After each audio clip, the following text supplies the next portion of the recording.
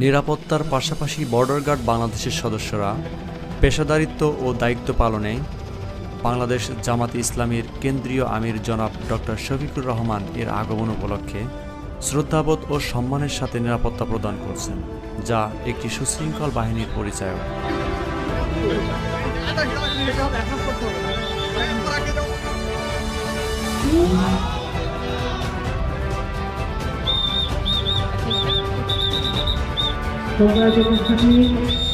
আমরা বাংলাদেশ জামাত ইসলামের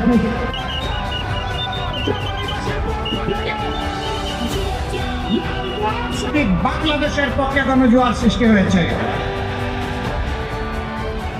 এই সাধারণ মানুষ অপরাধ করলে বিচার হবে। দেখো সস্তারা প্রথম দিনই তারা নিয়োগ করে ফেলেন, ওয়াদা করে দিন নাই রাত নাই 24 ঘন্টা